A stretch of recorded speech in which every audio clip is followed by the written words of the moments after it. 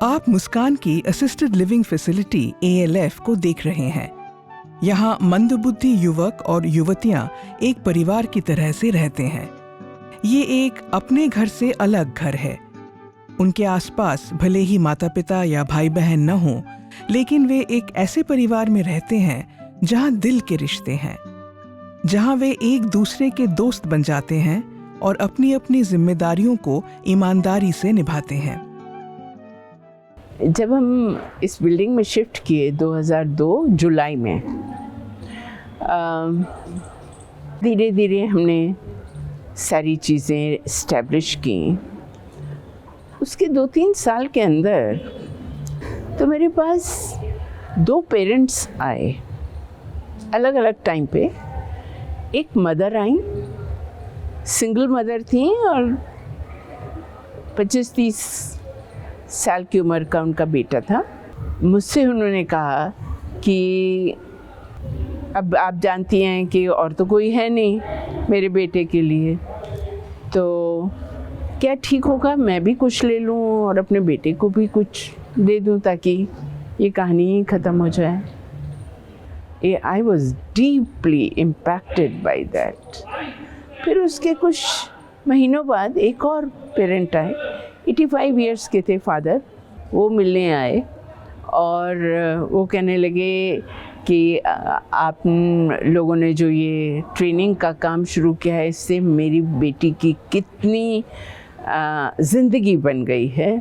एक काम और करिए कि अब मैं 85 साल का हो गया हूँ, तो इसके आगे रहने की भी कुछ आप इंतज़ाम करिए ताकि मैं शांतिपूर्वक जा सकूं इस दुनिया से। ये दोनों पेरेंट्स ने जो बात की, ये नहीं था कि मुझे पता नहीं था कि ये सिचुएशन तो सूनर और लेटर आने वाली है, हमारे हर बच्चे के लिए, हर परिवार के लिए आने वाली है। पर उसने इतना इम्पैक्ट किया, मेरे मन को छू गई। और मैंने कहा, फिर मैंने सोचना शुरू किया कि अगर इन चीज़ों को हम लोग नहीं करेंगे तो करेगा कौन। इस तरह की सुविधा की जरूरत तकरीबन उन परिवारों को होती है जहां किसी सदस्य में इंटेलेक्चुअल डिसेबिलिटी या डेवलपमेंटल डिसेबिलिटी होती है।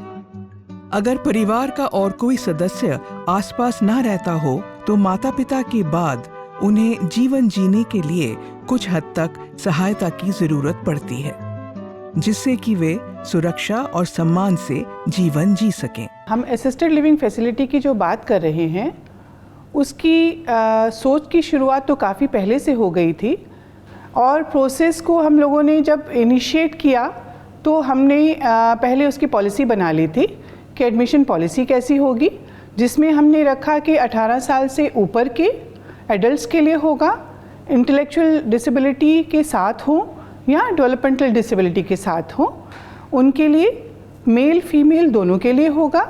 उन फैमिलीज़ को ये हम मौका दें जिनके घर में वाकई में परेशानी है, या तो माँ बाप हैं ही नहीं, या एक ही पेरेंट रह गए हैं, या फिर परिस्थिति ऐसी गंभीर है कि उस व्यक्ति की ग्रोथ बेहतर होगी अगर वो ऐसी एक फैसिलिटी में आएगा। रेजिडेंट्स की ज़रूरतों को ध्यान में रखते हुए ALF की सारी सुविधाएं बनाई गई हैं।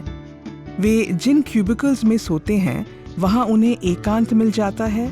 फिर भी यदि किसी को सहायता की ज़रूरत पड़े तो एक अटेंडेंट तुरंत वहां पहुंच सकता है। उनके पास अपना सामान रखने के लिए काफ़ी जगह है। बाथरूम्स भी पास में हैं, जहां गिरने से बचने के लिए ग्रैब रेल्स लगाई हुई हैं। पुरुषों और महिलाओं के रहने के स्थान अलग अलग हैं। डाइनिंग हॉल में भोजन का आनंद लिया जाता है, जहां गरम पौष्टिक खाना सब मिलके खाते हैं। भोजन हर रोज सही समय पे किया जाता है, क्योंकि सेहत और तंदुरुस्ती बनाए रखने के लिए हर रोज एक नियमित कार्यक्रम को फॉलो करना बहुत जरूरी है। दिन के दौरान हमारे रेजिडेंट्स मुस्कान के विभिन्न वर्क यूनिट्स में जाते हैं, जहां वे कई तरह के प्रोडक्ट्स बनाते हैं और पैसे कमाते हैं। इनमें कुछ लोगों की हाई सपोर्ट नीड्स हैं, वो आर्ट एंड एक्टिविटी सेंटर जाते हैं, जहां कला और शिल्प का काम किया जाता है। कार्य करने के अवसर न केवल उनकी कुशलता को बढ़ाते हैं, बल्कि उनका आत्मविश्वास भी बढ़ाते हैं। इन सब अवसरों से जीवन अच्छा बन जाता है। इतनी प्रोग्रेस देखी है मैंने फैसिलिटी अवेलेबल जब से उनको हुई है, स्पेशली मेरे बेटे को, क्योंकि यहाँ मैंने क्लियर कट देखा कि उसके डेली बिहेवियर पैटर्न में बहुत चेंजेस आए हैं। शाम को खेल और मनोरंजन का वक्त होता है, कुछ समय टेलीविजन देखने में बिताया जाता है, फिर सोने का समय होता है। दिन अच्छे से बीत जाते हैं और किसी को कभी भी ये महसूस नहीं होता है कि वो परिवार से दूर रह रहे हैं। यहाँ रह कर जी मैं मुस्कान विवेक सर बहुत खुश रहता हूँ। यहाँ अपने मुस्कान के नीचे के फ्रेंड्स को स्पोर्ट्स कराना, और दूसरा अपने काम मैं विवेक सर खुद से करता हूँ कि हाँ मैं मुस्कान विवेक सर अपने परिवार को मिस तो करता हूँ, पर लेकिन सबसे अच्छी बात यह है कि मेरे तपन सर ने मेरा गुस्सा बंद कर दिया। और दूसरा, अब इस विवेक सर को अपने मम्मी पापा की याद नहीं आती। अब तो ये मेरे स्टाफ के लोग मेरा बहुत ध्यान रखते हैं, और मैं अपने नीचे के फ्रेंड्स के साथ रह के, अपनी सीमा मैडम के साथ रह के और सर के साथ रह के, मुझे अपनी मम्मी पापा की अब विवेक सर को याद नहीं आती। इस पूरी सुविधा की देखरेख एक टीम करती है, जहां एक सीनियर मैनेजमेंट का व्यक्ति, स्पेशल एजुकेटर और कई सहायक कर्मचारी दिन और रात की शिफ्ट्स में काम करते हैं। सब अच्छे से जानते हैं कि रेजिडेंट्स के साथ उन्हें क्या काम करना है, क्या सावधानियां बरतनी है, और सब रेजिडेंट्स के साथ संवेदनशीलता और सहानुभूति का व्यवहार करना है। हर तरह के अब्यूज के प्रति सावधानी, मानवीय व्यवहार और हरेक का सम्मान यहाँ की बेसिक वैल्यूज हैं। मैं यहाँ ज्वाइन किया तो हमें तो बहुत डर लग रहा था कि इस बच्चे के साथ हम काम कैसे करेंगे, कैसे लोग के साथ घिल मिल के काम करेंगे। तो हमें जब सिखाया गया, धीरे धीरे हम सीखते गया, बच्चे को भी सिखाया, और बच्चे के साथ काम करने में बहुत मज़ा आ रहा था। मेरे को बहुत अच्छा लगा। उन लोग को भी सिखाया हमने, जैसे कैसे करना है, कैसे क्या नहाना है, कैसे बिस्तर ठीक करना है, कैसे टॉयलेट जाना है, हाथ धोना है, लाइटिंग जाना है, हाथ धोना है, ब्रश करना है, कैसे सब कुछ धीरे धीरे सिखाया, बच्चा भी सीखे। जो रेजिडेंट्स कार्यों का प्रबंधन करने में सक्षम हैं, उन्हें एएलएफ को सुचारू रूप से चलाने के लिए प्रशिक्षण और स्पष्ट जिम्मेदारियां दी जाती हैं। वे भोजन के समय सहायता करते हैं, जो कपड़े धुलने जाएंगे उनकी गिनती और रिकॉर्ड रखते हैं, नहीं तो पूरी जगह को साफ सुथरा रखने में मदद करते हैं। इससे घर जैसी भावना आती है और घर को अच्छी तरह चलाने का उत्साह भी आता है। उन्हें ये सिखाया जाता है कि वे अपनी ज़रूरतों को बेहिचक जाहिर करें। उन्हें अपने साथियों की देखभाल करने का भी प्रशिक्षण दिया जाता है।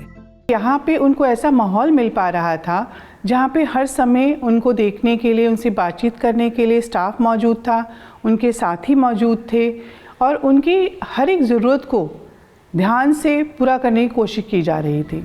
संस्थान और पेरेंट्स की एक बड़ी जिम्मेदारी है रेजिडेंट्स की मेडिकल नीड्स को पूरा करना। इस ज़रूरत को पूरा करने के लिए डॉक्टर की 15 दिन में एक बार विजिट, एक नर्सिंग स्टाफ का होना, दवाइयों का उपलब्ध होना और हॉस्पिटल से टाई अप करना आवश्यक है। हमारे रेजिडेंट्स की हेल्थ, और अगर हम हैप्पीनेस की बात करते हैं तो हेल्थ के लिए मेडिकल के जितनी भी ज़रूरतें उनकी होती हैं, डेली मेडिसिन्स देना है या उनको और एक्स्ट्रा केयर देनी है, डाइट में केयर देनी है, वो बहुत क्लोजली मॉनिटर होता है। उनका जो भी मेन्यू बनता है, खाने का उनका चार्ट बनता है, उनकी कंसल्टेशन के साथ बनता है। मुस्कान की एएलएफ जैसी और भी सुविधाएं बनाने की ज़रूरत है। इस काम को करने के लिए माता पिता को ही सामने आना होगा। हर पेरेंट चाहता है कि उनके पश्चात उनके बेटे या बेटी की जिंदगी अच्छी रहे और सब ज़रूरतें अच्छी तरह से पूरी हों। इसके लिए समय रहते प्लानिंग करनी होगी। अपने बेटे या बेटी को अच्छी ट्रेनिंग देकर ज़्यादा से ज़्यादा आत्मनिर्भर बनाना होगा। पैसे का इंतज़ाम करना होगा और एक ट्रस्ट का निर्माण करना होगा ताकि पेरेंट्स के बाद कुछ लोग सुपरविजन कर सकें। मुस्कान क्योंकि एक पेरेंट ऑर्गेनाइजेशन है, तो इस प्रोजेक्ट की शुरुआत से ही पेरेंट्स का बहुत सहयोग रहा। हमारे एक जो रेजिडेंट हैं उनके पेरेंट ने शुरुआत से पॉलिसीज़ बनाने में, प्रोग्राम बनाने में या नेटवर्किंग करने में हमारा बहुत सहयोग दिया। इसके अलावा पेरेंट्स ने इंफ्रास्ट्रक्चर के लिए जो भी ज़रूरतें थी, फ़ंड्स कलेक्ट करना था या हमें उसमें इक्विपमेंट्स डालने थे, वो हमारे साथ में बराबर के हिस्सेदार बने। यहाँ पे ALF में जो है बच्चे बहुत अच्छी तरह से रखे जाते हैं। जितने भी इनके साथ के काम करने वाले हैं उनके साथ बहुत केयर लेते हैं और काफ़ी माने मोहब्बत से रखते हैं उनको। दूसरा ये है कि वो बच्चा खुद ही वापस जाना चाहता है। ये एक बहुत बड़ी चीज़ है कि ये समझना मुश्किल है, क्योंकि वो घर में जब आते हैं तो वहाँ पे बिल्कुल कोई एक्टिविटी नहीं है, घर में खाली TV देख लो, कुछ भी करने को नहीं है, तो उनके लिए ये एनवायरनमेंट ज़्यादा अच्छा है।